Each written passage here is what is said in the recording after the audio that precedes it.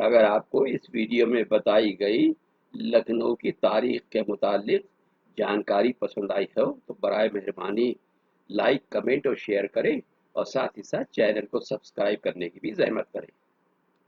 لکھنؤ کے گلی کوچے اور لکھنؤ کے بہت ہی اہم تاریخی مقامات کے بارے میں بنائے جانے والے ویڈیو کی سیریز میں 25ویں نمبر پہ پیش ہے حسین آباد کی کچھ نایاب جانکاری۔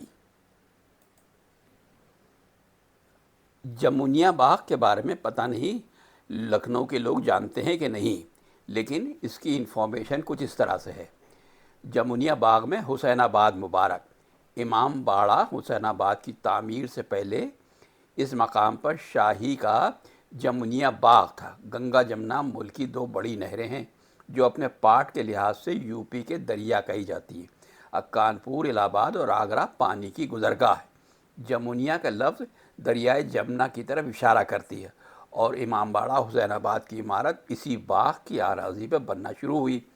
اس امام باڑے کے پھاٹک یعنی درومی دروازے کے محاذ میں پچھم کی طرف واقع ہے اور یہ مقدس عمارت شروع ہونے سے پہلے دو برجیاں نظر آتی ہیں جو عموماً پہرہ دار کے ٹھہرنے اور نگہبانی کی جگہ ہوتی ہے۔ حسین آباد میں مسجد، امام باڑہ، تالاب، اندارہ یعنی کنواں، کوٹھیاں، نوبت خانہ، نادار طبقے کے ٹھہرنے کی جگہ، رئیس منزل، شریف منزل، حمام، مقبرہ، صد کھنڈا اور مختلف مقامات ہیں جن کے بارے میں بہت سی باتیں لوگوں کو پتہ ہیں، اور اس ویڈیو سیریز میں ایک ایک کر کے ان کے بارے میں وہ تاریخی جانکاری دی جا رہی ہے جو بہت نایاب ہے اور کافی پرانی ہے۔ حسین آباد کا تالاب لکھنؤ میں ٹکایت رائے کا تالاب، بخشی کا تالاب، فتح علی کا تالاب اپنی نوعیت میں ممتاز مقامات ہیں۔ وسط شہر میں کوئی تالاب نہ تھا، اس کمی کو حسین آباد کے تالاب نے پورا کیا۔ یہ تالاب حسین آباد کی برجیوں سے گزرتے ہوئے دائیں ہاتھ پر پڑتا ہے، لکھوری اینٹوں کا ہے، بہت گہرا زینہ، 4 مربع مرکز آب ہے۔ روکار پر تفریح کرنے والوں کے لیے ایک مختصر خوشنما گیلری ہے۔ نیچے تالاب بہہ رہا ہے، چاروں طرف سیڑھیاں ہیں اور شرفا اور غربا پانی بھرنے والے یا نہانے والے طبقے کے لیے تالاب کے پہلیوں سے اندر جانے کے راستے ہیں جن سے مویشی بھی سیراب ہو سکے۔ بارش میں عموماً پانی چڑھتا ہے اور طغیانی کی زمانے میں چھلک کر حسین آباد کا راستہ بند کر دیتا ہے۔ مچھلیاں کثرت سے ہیں اور شکاری کے بیٹھنے کے لیے گرد گرد مختلف منڈیرے ہیں۔ یار علی شاعر کا یہ مصرع جان تاریخ ہے، کہتے ہیں: اے بوا گوہر حسین آباد کے تالاب پر، اے بوا گوہر حسین آباد کے تالاب پر، آبرو لی چاند خانے کل ہماری رات کو۔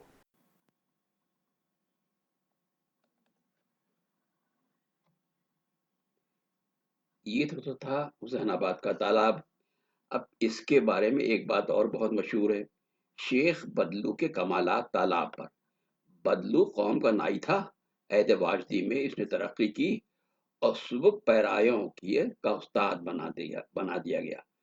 پالتی کی پیرائی خوب پیرتا تھا، صرف پیر کے دونوں انگوٹھوں سے پانی کو حرکت دیتا جاتا تھا۔ کبھی ایک ہاتھ میں گڑگڑی ہے اور پیتا چلا جاتا ہے، اور کبھی بچے کو گود میں اٹھا لیا اور چادر آب پر یعنی پانی کی سطح پر ڈیوٹ کی پیرائی بہت اچھی کرتا تھا، یعنی سر سے کمر تک جسم کا حصہ پانی کے اندر ہے اور باقی پانی کے اوپر ہے اور پیر چلاتا جا رہا ہے۔ بدلو پانی میں ریل گاڑی بناتا تھا، اس طرح کہ ایک 25-30 آدمی ایک کے پیچھے دوسرا لگا ہوا اور سب کے آگے خود انجن بنا ہوا۔ کبھی ملاحی سے سب کو کھینچے لیا جاتا ہے، کبھی کھڑی سے اور کبھی کسی اور پیرائی سے۔ غدر کے بعد حسین آباد کے تالاب میں ہزاروں آدمیوں کے مجمع میں یہ کرتب دکھائے گئے۔ بدلو کھڑی بھی بہت اچھی لگاتا تھا۔ ایسی مشق بہم پہنچائی تھی کہ موزے کانکر آباد سے چلا اور 4 بجے پکے پل پر آ گیا۔ اس کے بعد 12 دری उसी सिम तालाब के दूसरे किनारे पर यह आलीशान कस्र है, जो अपनी रफत, पुख्तगी, खूबसूरती, कुशादगी में अपने आप बेनज़ीर है। इसको तस्वीर वाली बारादरी कहते हैं, या तस्वीर वाली गैलरी भी कहा जाता है। और सलातीन अवध की यहाँ तस्वीरें हैं और बाज नवादिर म्यूजियम के तौर पर हैं। हुसैनाबाद ट्रस्ट का ऑफिस और वसीक़े की तकसीम इसी बारादरी से है। ये 2 मंजिला इमारत है और नीचे के हिस्से में तालाब के करीब और ज़माना तुग़यानी में गोमती बढ़ के आने के तसव्वुर में सिर्फ सतून देकर पहली मंजिल को खाली छोड़ दिया है। तालाब के रुख पर बारादरी की पुश्त और दूसरे रुख पर दाखिले का आलिशान अंग्रेजी वज़ा का रास्ता और कुशादा जीना है। वसीक़े के मुकदमात और एक डिप्टी कलेक्टर की पोजीशन का सेक्रेटरी, सुपरिटेंडेंट ऑफिस और हर शोबा के अलहदा क्लर्क अपनी अपनी जगह पर बैठते हैं। दीवान जी और खजान जी हमेशा हिंदू धर्म के रहे हैं। दूसरी कोठी वो है जिस पर सीनियर ट्रस्टी मिर्जा बाकर मिर्जा उमर भर रहे। उस हिस्से में एक छतदार कुआं भी है जो ठंडे पानी का बेहतरीन चश्मा है। नजमुल गनी के कलम से तारीख अवध में इस इमारत पर कोई कोई तस्री नहीं है। तस्वीर वाली बारीदरी को राजा इमाम अली खान ने लाल कोठी के लफ्ज से भी याद किया है और मेरा दिल चाहता है कि इनकी पूरी इबारत इस बाब में लिख दूं, लेकिन ये काफ़ी तवील हो जाएगी। हजरत बेगम के तलब करने पर हिंदू मुस्लिम रियासतें अपनी फौजें लेकर लखनऊ पहुंची और अंग्रेज़ों से मुकाबला शुरू किया और इस मौके पर कुछ फरोशान वतन हुसैनाबाद में टिक गए। नबी बख्श खां वगैरह तीनों भाई कई महीने लखनऊ में रहे। एक वाक़या इसी असना में क़याम लखनऊ में तजम्मुल हुसैन खां की दिलेरी से मुतालिक ये है कि लाल कोठी में हुसैनाबाद के करीब चौधरी हशमत चकलेदार और ताल्लुकेदार संदीला फरोकश थे। उनसे और तजम्मुल हुसैन खां वगैरह से निहायत गहरी रस्म और थी, जिसका सिलसिला अब तक दोनों खानदानों में जारी है। एक रोज तजम्मुल हुसैन खां चौधरी साहब से मिलने गए। अमजद अली खां बलोच भी वहां बैठे थे। उनके अलावा और लोग भी सोबत में थे। हर शख्स अपनी ऊंची बना हुआ था और वो जमाना है तिलंगों की शोरिश का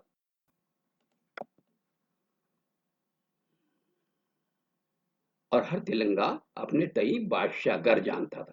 इत्तेफाकन एक सूबेदार तिलंगों का बहुत से तलाई जेवर, मिस्र कंठा व माला वगैरह पहने हुए निहायत उम्दा लिबास व इस असलाह से रास्ता, बहुत नफीस घोड़े पर सवार पूरी कंपनी तिलंगों की और करीब सौ सवार हमरा लिए हुए चौधरी साहब की मुलाकात को आया।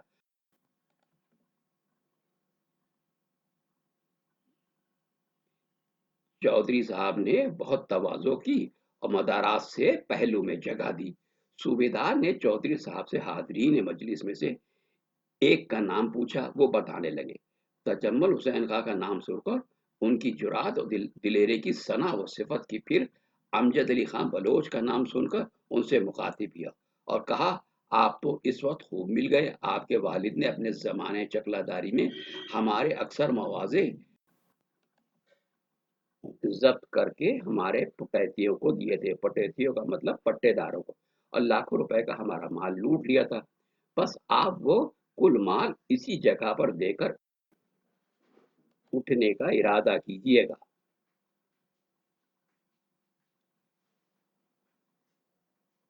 ये सुनते ही तमाम मजलिस का रंग मुतगैर हो गया कि अगर इस सोबत में उसकी जानिब से अमजद अली खां पर कोई सदमा पहुंचा तो खिलाफ हमीयत है, और अगर इस सूबेदार सरशोर को रोकते हैं तो बेकार कष्ट खून होता है।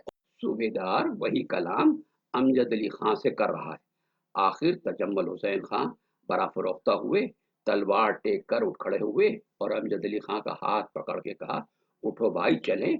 फिर सूबेदार की तरफ मुखातिब होकर कहा, अब अगर इनकी निस्बत कुछ भी जबान से निकाला तो मारे तलवारों के इसी जगह टुकड़े टुकड़े कर डालूंगा। इकबाल मंदी इसका नाम है कि यह कलाम सुनकर ऐसा रोब सूबेदार और उसके हमराहियों पर छा गया कि फिर किसी के मुंह से बात ना निकली। तजम्मुल हुसैन खां अपने हाथी पर अमजद अली खां को बिठाकर अपनी अ, अपने मकान पर ले गए। हुसैनाबाद का फाटक। हुसैनाबाद के लफ्ज मिर्जा दिलगीर के एक शेर से माखूज है। वो लखनऊ की आज़ादारी के کے جوش کو دیکھ کر ایک سلام میں کہتے ہیں، تازیہ داری کے باعث لکھنؤ آباد ہے، تازیہ داری کے باعث لکھنؤ آباد ہے، اس پہ ہے اطلاق ہو سکتا ہے حسین آباد کا۔ مرزا دلگیر کا آخری دور حیات محمد علی شاہ بادشاہ کے عہد میں تھا، جیسا کہ اس سے پہلے بھی ذکر کیا جا سکتا ہے کہ مرزا دلگیر چھنو لال کا تخلص تھا، جو راجہ جاؤ لال کے بھائی تھے، اور ان کی قبر جو ٹیڑھی قبر کہلاتی ہے، نخاس میں چڑیا بازار کے پاس آج بھی موجود ہے۔ پہلا پھاٹک 3 دروازوں کی صورت میں انتہائی شاندار نقش و نگار سے آراستہ ہے، اور پہلوؤں میں عمارت کے کمروں کی صورت میں ہے، جس میں 40-50 سال پہلے اسپتال تھا۔ یہ 40-50 سال پہلے اس وقت کا ذکر ہے جس وقت یہ تاریخ لکھی جانے لگی، اس کو کافی عرصہ ہو گیا۔ امام باڑہ چونکہ عظیم اللہ خان کی نگرانی میں تعمیر ہوا، اس لیے پھاٹک پر سنگ مرمر سے ان کے نام کا اعلان بھی ہو رہا ہے۔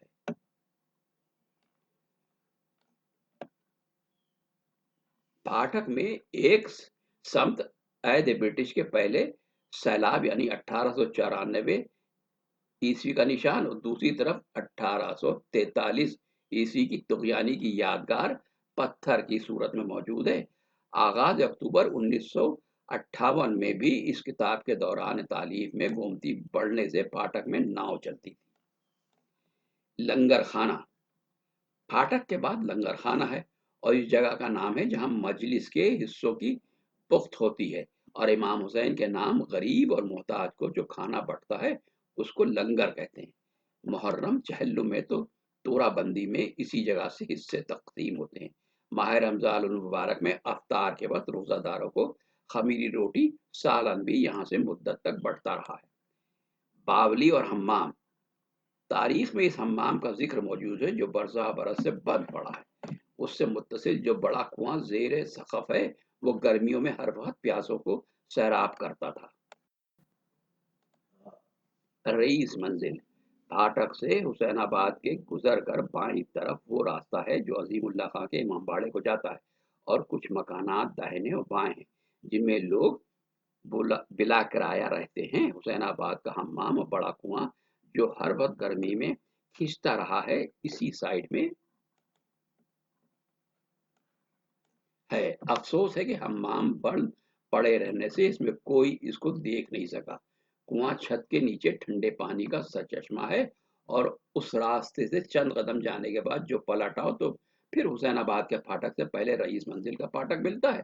اس کے بعد وسیع اراضی مسجد اور غربا کے رہنے کے مکانات ہیں، جن کو عزت دینے کے لیے رئیس منزل نام رکھا گیا، اور اسی احاطے میں باشندگان محلہ کو مجلس ماتم تابوت کی مکمل آزادی ہے۔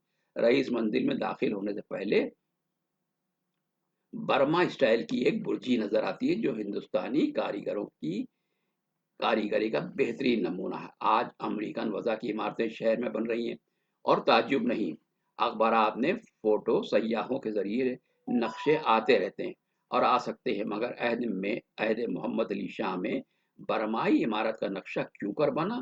بادشاہ کی قدر افزائی کا ایک کرشمہ ہے۔ اسی شان کی دوسری برجی شریف منزل کے سائٹ پر ہے۔ نوبت خانہ، اصل میں امباڑے کے پھاٹک کے جواب میں جو عمارت اسی وضاقتہ کی ہے اس کو نوبت خانہ کہتے ہیں۔ نوبت کا آئین شاہان اودھ میں یہ رہا ہے کہ ہر پہر کے خاتمے پر گھڑی بھر تک نوبت بجے، اس طرح دن رات میں 8 مرتبہ نوبت بجنا چاہیے، مگر معمول یہ تھا کہ 7 دفعہ نوبت بجتی تھی۔ پہلی نوبت تڑکے نماز صبح سے پہلے، یہ صبح کی نوبت کہلاتی۔ دوسری جب ایک پہر دن چڑھتا، تیسرے زوال کے وقت، یہ دوپہر کی نوبت کہلاتی۔ پھر تیسرے پہر کو، اس کے بعد سورج ڈوبتے وقت، پھر 3 دفعہ باری باری رات کو، اور 7ویں نوبت کے بعد لوگوں کے آرام میں خلل پڑنے کے لحاظ سے 8ویں ناکہ کر کے ڈیوٹی ختم کر دی جاتی ہے۔ لکھنؤ میں اب صرف حسین آباد کی صبح اور شام نوبت باقی ہے، اور سناٹے میں کبھی کبھی چوک تک آواز آتی ہے جو ترہی یعنی بڑا بگل پر ختم ہوتی ہے۔ اس کو باجے والا کھڑے ہو کر بجاتا ہے۔ نوبت کو صبح کو वर्दी भी कहते हैं। रशीद मरहूम फरमाते हैं, गुंचे चटके के सुबह की गोया वर्दी। हैदराबाद दक्कन के रऊसा की डेवड़ियों पर भी नौबत बजती थी। मशहद मुक़द्दस मज़ार इमाम रज़ा पर भी नौबत खाना। फाटक, हुसैनाबाद का इमामबाड़ा नौबत खाने के रूबरू वाले फाटक से शुरू होता है। ये दरवाज़ा दरगाह हज़रत अब्बास के फाटक से बालाई हिस्से में मुशाबा है। दरवाजे के पहलुओं में ताकमर दो चबूतरों पर पुतलियां थीं, जिनका चेहरा औरत का और जिस्म चौपाया का बैठने में सीना उभरा हुआ। ये मुजस्समा बहुत पहले यानी कई साल पहले तक मौजूद था, लेकिन अब इसका कोई निशान नहीं है। इस साइड में चिकन और कामदानी और ज़रूफ वगैरह की दुकानें थीं, जिनमें चौक के महाजन तिजारत करते थे और आने वाले सयाह हर शय बड़ी बड़ी कीमतों पर खरीदते थे। घंटा, दरवाज़ा 3 फाटकों पर मुश्तमिल, जिनमें लोहे के खुशनुमा दरवाजे और दरमानी बाग से आमोदरख्त का फाटक में तमंदार और चपरासियों की जगह, और बाएं हाथ पर जो हुजरा है, इसमें घंटा नस्ब था, जो घड़ियों के रवाज से पहले पुराने तरीके पर बजता था। अब्दुल हलीम शरर ने अपने अल्फाज में इसकी हकीकत पर खूब रोशनी डाली है। वो लिखते हैं, इस वक्त एक पहर में 3 घंटे होते थे और दिन रात को 8 पहर करार दिए थे। हर पहर की 8 घड़ियां थी। घंटे की सूरत ये थी कि नान में पानी भरा रहता था और एक खाली कटोरा जिसके पेंदे में बारीक सुराख होता, इसमें डाल दिया जाता था, जो पानी पर तैरता रहता और धीरे धीरे इसमें पानी पहुंचता रहता, यहाँ तक कि पानी से भरकर डूब जाता। उस वक्त घंटा पूरा होकर नौकर मोगरी से पीतल की आवेजा घंटे पर जरब लगाता। सुनने वाले गिनते रहते और शुमार करते कि क्या बजा है। 8 बजे सुबह और शाम और 12 बजे गजर बजता, यानी 8 के बाद फिर 8 दफा और फिर 12 पर 24 मरतबा। इसी सिलसिले में आतिश का एक शेर है कि शब जो तुमने सुबह वादा बाग चलने का किया, शब जो तुमने सुबह वादा बाग चलने का किया, हर घड़ी दिल को ज्यादा था गजर का इंतजार।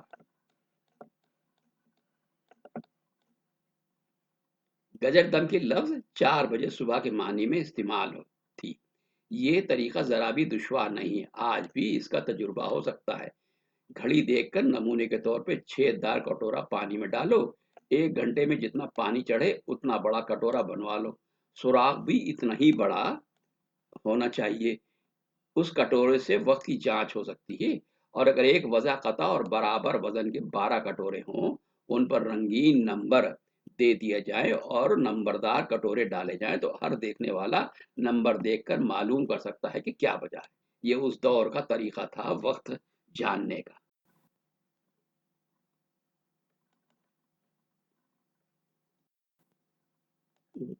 एक सैदरा है और जिस पर सुनहरी मछली नस्ब है, जो हवा की तरफ रुकती है। दरवाजे से गुजर कर वसी सहन है और बागीचा है, और बाईं तरफ दो पीतल के मुजस्समे इंसानी की सूरत में नज्म है, जो हाथ में जंजीरें लिए हुए हैं, और जंजीर का आखिरी हिस्सा फाटक सखफ में बुलंद कंगरों से वाबस्ता है। अवाम समझते हैं कि दोनों आदमी कंकौवा उड़ा रहे हैं। मस्जिद के महाज में दो मुजस्समे एक छोटी गाय के थे, जो बच्चे को दूध पिला रही थी। ये भी कई बरस पहले खत्म हो गए, गायब हो गए, हटा दिए गए। गाय सावंत दास सेक्रेटरी हुसैनाबाद के वक्त नस्ब की गई थी। उस वक्त अमले में चांद का प्रसाद सुकंदन लाल वगैरह करता धरता थे।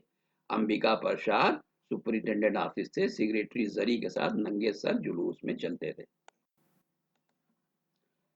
मस्जिद, फाटक से निकलकर पहले मस्जिद नजर आती है, जिसका दो कुशादा जीनों से दो तरफा रास्ता है, और गुजरगाह से पहले जर्द पत्थर का एक सुतून ताबाजानू नस्ब है,